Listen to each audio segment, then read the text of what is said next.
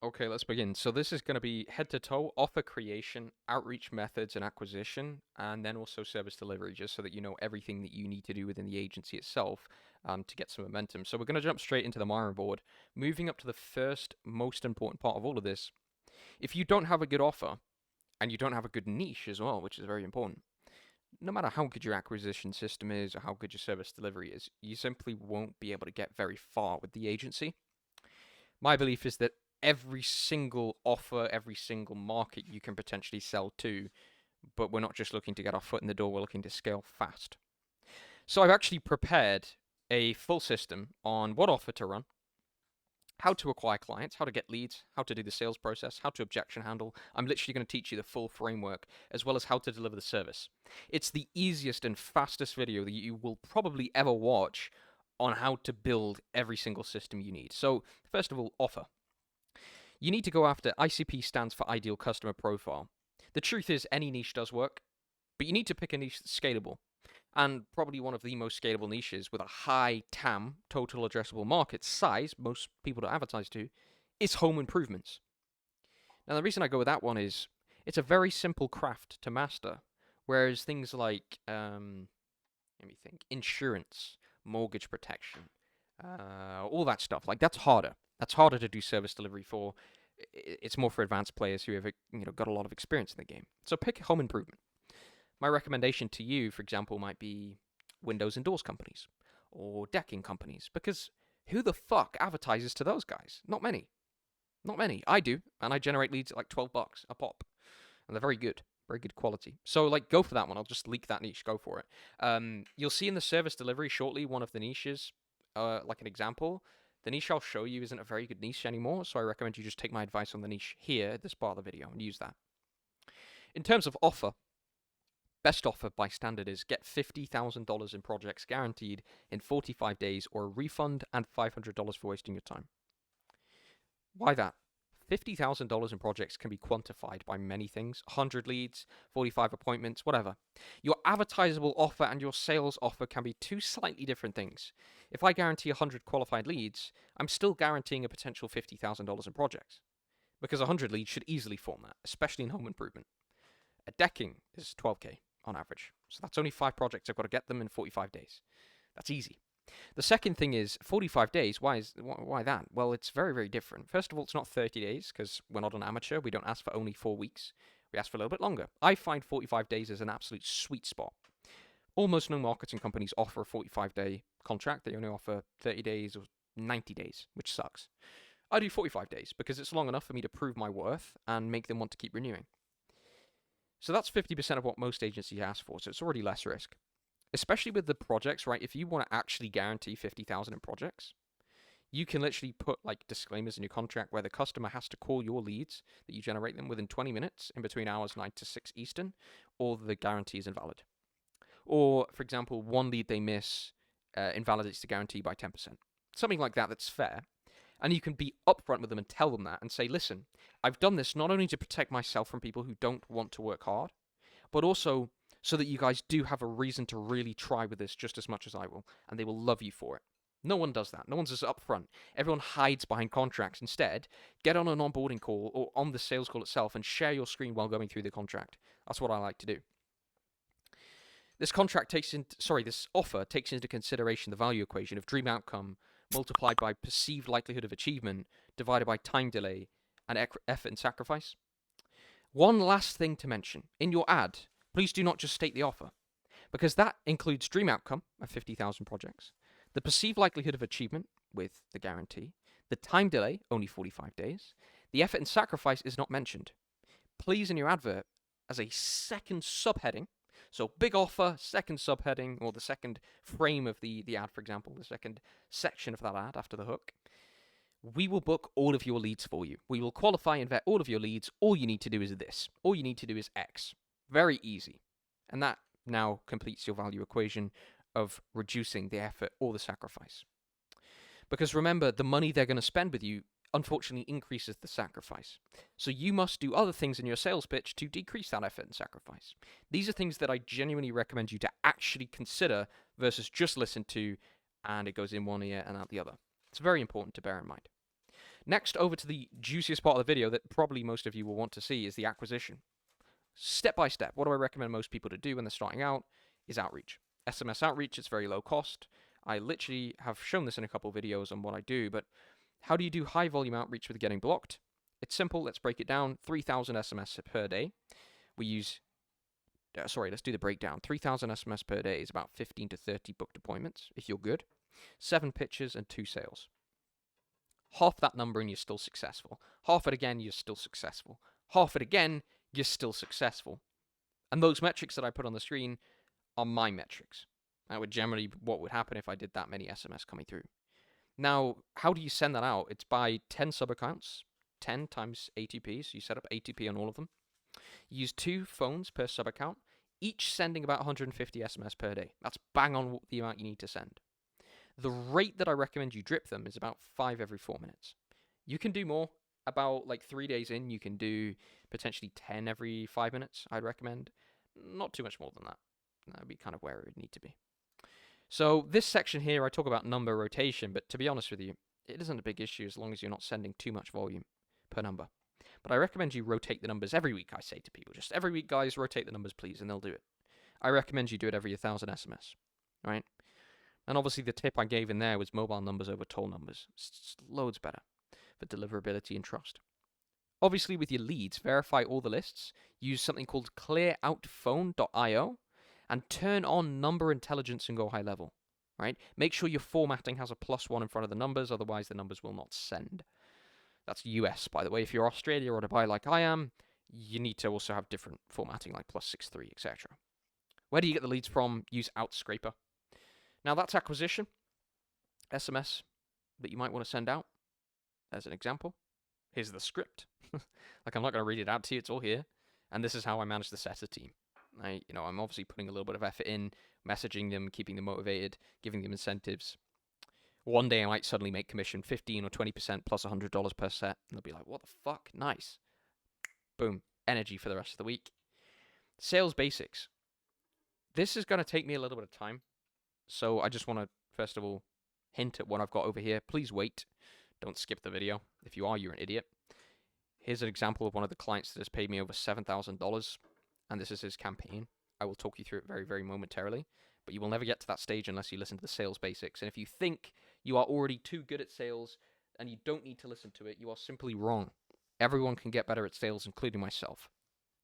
So listen, the pattern interrupt. What the hell am I talking about here, and why is that the first thing on my list? Every sales call, you want to be different.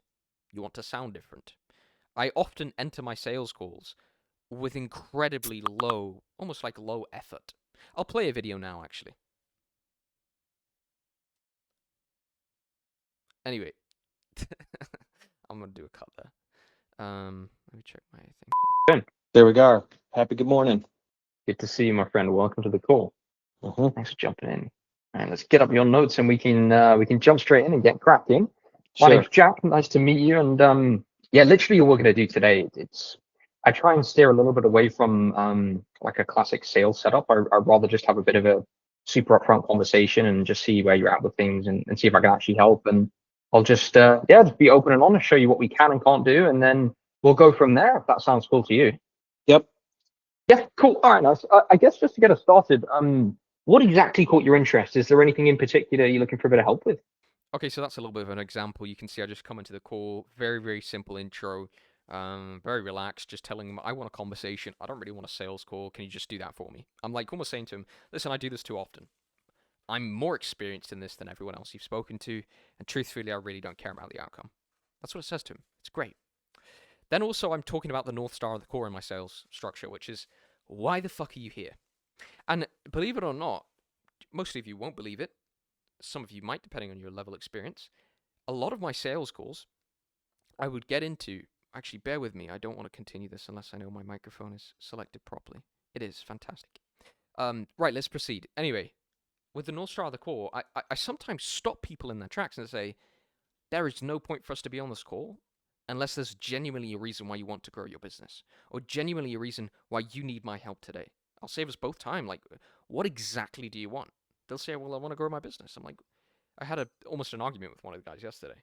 I I just want to grow my business. Who wouldn't want to grow their business? And I'd say, yeah, I know that, but why? You're 20,000 a month. Why do you want to grow your business? Why do you want more? And then he starts talking about, well, it's great for my family and this and that. And I'm like, there you go. That's the type of partnership I need to hear from people. I need to know why. Because if you don't have a why, I don't have any motive to help you. And he's like, oh, damn, okay, cool, that's good. This guy actually cares. Cool, and now we're in. And it's almost like, it's a bit assertive, it's a bit aggressive, it's almost rude. But this is my sales call. This is my business. I will not proceed with a sales call on my time and energy unless I know you're someone I even want to help. Give me a reason why I should help you. I have a product, I have a great service. Give me a reason. Now they're in your frame. Now they've entered your frame of the sales call. So what do we move to next? Just have a quick water break. The KYC, which stands for Know Your Customer.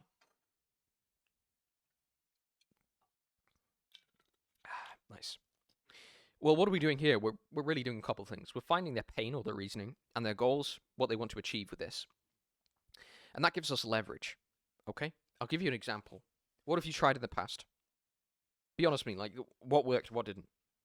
Got it? Okay, now I know your pain. I now know what you're going to be worried about from me. Sorry, I'm just getting a phone call. I'll take that shortly. It's Rodney. Once you've got the pain and goal, basically you have leverage which you can use in the pitch, in adaptive pitching. So as you go through, imagine someone told me, Jack, my leads were really bad quality with the last agency. Am I going to focus on telling him how many leads we can get him? No, I'm going to focus on saying, this is how we vet them. This is how we get good quality. And I will brush aside the other bits that don't really matter. And that's another bit. I will now focus really heavily on the risk reversal if they've been burnt before. Whereas if they haven't been burnt before, I'm just going to tell them, hey, listen, you do know no one else does this, right? And they'll be like, oh, shit. Because remember, some people might not have a lot of experience in advertising. You assume they've already been through a million agencies when they might not have.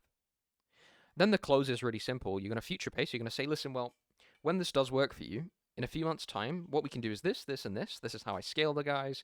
And I'll tell some stories. I'll say, oh, this client, by the way, and I'll actually show them on my phone. He just texted me. He got another 3 jobs. Or blah, blah, blah. I'll just throw in little seeds of this can happen in the future. And then I'll say, well, yeah, listen, so you can pick between the 5K or the 7K. Which one do you think is going to be the best option for you guys? Option close. Cool. Okay, then we go into objections. The pitch deck, by the way, I put this in here kind of at a weird point. The pitch deck's quite useful because towards the end of the slide, I just put in 2 prices on the screen. I don't put the $sign, I just put the numbers because the $sign makes them perceive it as an expense, not an investment. Premium products and brands do not use $signs, they only use numbers. Put in the numbers, it's a psychological trigger. And use the color green, by the way. It also triggers a more active, proactive type of energy for people. It's just basic human psychology, is why I've got it here, right? Anyway, that aside, that's canva.com. Go there, make your pitch deck. The objection comes up. This is my favorite part of sales. This video's gone on a lot longer than I thought, but there's so much value I can give in this, which is objections. I don't really believe in them. I think you can pre-handle almost all of them so that they don't come up. And if you as a salesperson believe in objections, you will get objections 1 trillion times over. And it's going to fuck you over in the long run, right? How do you pre-handle? Say to people before the pitch, you say this. Listen, Mr. Customer, before I give you all the information you need, I just need to ask you a favor, if that's cool. They'll say, yeah, what's that? Well, at the end of the call, please, if you can, I want you to be as rude as possible. And what I mean, and just laugh a bit, see, I just want you to tell me Jack yes or Jack no. I don't really need to think about it, dance on it, jump on it, sleep on it. I don't need that. Make them laugh a bit. I just need you to be super upfront and honest with me. If it's not for you, it's all cool. Like, I'm not going to push you. You do what you want to do. They love that. It drops the sales guard before they've even entered the pitch. But they also know they have to make a decision. So now, let's say we pre-handled, but they still gave us an objection. Step 1 of handling an objection is to basically drop the sales guard. Jack, I want to think about it. Oh, cool, okay. No stress. And you need to think about it? It's like, open question, repeat it back to them. You need to think about it? Your voice goes up, it's like fucking confused. It's just a bit like, well, what do you mean? This is so odd. I'm just getting a Slack message. I just need to look at this. Bear with me. Sorry for the interruption. I had a quick Slack message from one of the guys. Just, believe it or not, asking me about one of the objections, which is, do you already have a client in this space? I texted him. The answer to that question is always yes. Why would you say anything different? And I don't believe in lying to clients, but if you are a beginner and they ask, do you have clients in this space? You tell them yes, and you tell them with full confidence. Because if you say, no, I don't, fuck, I don't want to work with you. You've got to play the damn game. You've got to play the game and just tell them, yes, I do. Yes, I can help you. Anyway, back to it. So we've dropped the sales guard. I've opened them up by saying you need to think about it. Yeah, well, I don't really rush decisions and this and that. Sit in the silence. I don't really rush decisions. I just want to talk about it. And I'll just sit there for a couple seconds. I might look away from the computer and I might just think. And then I'll say, okay, and other than you sitting and maybe, I don't know, taking some time to think about it, is there anything else you'd need to move forward? Confused tone. Taking my time. I'm almost mocking the objection with my tone. Other than, like, thinking about it. It's a bit odd. But other than that, like, or I might, oh, oh, okay. Like, confused and I'm almost laughing at his objection. All right? Now we've clarified it. You know, we're making them feel silly. It's a little bit of a joke or whatever. And I'll show you the jokes I use here in a second. But we'll handle it. It's a smokescreen to think about it, by the way. You can be super upfront, or you can joke with them. You can do this, you can do that. You can say, the joke I like to do with people is, no, we'll get to that. I'll say, to be honest, Mr. Customer, at the end of the call, like I said before, a lot of people do give me that objection sometimes, and it's just they're being too polite. So be really unpolite with me. Just tell me it straight. Usually at this stage, it's trust or money. Which one is it for you? Oh, well, I don't know. It's neither. I want to think about it. Well, okay. This is the common misconception I get from people, right? Just bear with me because it's pretty good, right? Let's just say it doesn't really take you time to make decisions. It takes information. I'm your only source of information on this call, so what are we missing? Like, what do you need to know? No, well, it's not that I need to know anything. I just like to take my time with the decision. Yeah, I mean, you can think on it, you can sleep on it, dance on it, but dude, like, nothing's going to change until you take action. Like, that's just the truth, and I want to be honest with you. I want to help you. So what do you genuinely think is the smartest decision from here? Is it being the type of person who thinks about it and doesn't take the action, or the type of person that does take action and makes things happen? Which one of those two is you? You're making them pick an identity. Are you the person that doesn't make a decision, or are you the person that does? You're making them choose who they need to be. You're restructuring their internal beliefs. It's very hard to say no to that. And there are a million other objections like, I don't have the money. Do you physically not have it, or are you just scared to invest it, my friend? A bit of both. That means they're scared to invest it. Well, listen, we have financing. With all the guarantees in place, like, are you scared to lose that money? Like, help me understand. What is it? I can probably help. Really find the root cause of the objection. If it's trust, be like, what do you not trust me for? Like, what are you worried about? Because I can show you stuff. I can show you everything. I can literally show you all my clients. I can get you to call someone. I can show you my shoe size if it helps. Like, what do you need to know? Just laugh in the objection handles, please, because it gets rid of that fucking intensity. Just laugh and say, dude, like, it's chill. I'm not stressed. If you don't want to do it, it's fine. But like, why don't you want to do it? Just be super relaxed. The other thing as well, loop 3 times on the objection handle, and then at that time, just break the frame a little bit. Say, all right, cool. Anyway, oh, by the way, I forgot to ask you, what temperature is it over there? Oh, cool. Like, dude, it's starting to get cold. I'm actually out here over in XYZ country. It's this time, blah, blah, blah. But, sorry, I sidetracked anyway. And then jump in, re-loop again, reattempt the close. Because it's like, it's basically taking them away from that intensity and then bringing them back in. A little mark on my screen there. Some dust distracting me. Anyway, delivery, it's very easy. Okay, I'm going to walk you through it. Will it let me zoom in? Oh, it will. Okay, here's an example of a client that basically jumped in and retained. This is his exact client setup. I don't recommend you enter this niche. It's pretty shit, to be honest with you. The lead quality is trash, but I somehow got this guy as a referral, so he just came through as a referral.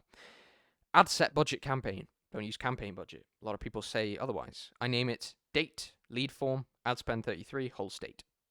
Tree service, and I also have another one, which is my winner ad. I separate them bit by bit. $15 a pop in each. Here's the ad that I used. I've gone into way more detail in my service delivery video on why this works, but I recommend you use these colors and this sort of size. This is what it looks like. This is my hook. 500 for tree removal? That's crazy. Trees are usually like this, right? Sort of. Now I've got them hooked in and reading. My targeting, I change it. I don't want Facebook to do it. I want it to be 30 to 65, all genders, and this is my suggestion. The reason I do that with service delivery is because homeowners that have trees that they need removing, they're usually between 30 and 65. They're never usually, like, younger. Anyway, that is the head to toe of, step-by-step how to do an offer, how to get people in, how to actually deliver the service. And now, again, I've gone through that relatively briefly, but everything I'm saying is incredibly valuable. If you actually implement it, it will work. I would happily do a 12-hour long video going into so much depth on all this, but my priority is running the business. I really like this kind of comes at the bottom of my barrel. Making the videos, giving out value. Again, it's all value for free at this stage, so it's not something I can put a huge amount of time into. I'll give you guys a lot of value. I'll pump out more of these as much as I can. But again, it's not my priority. So hopefully it's valuable. Sorry, I couldn't go into too much more depth. And job done.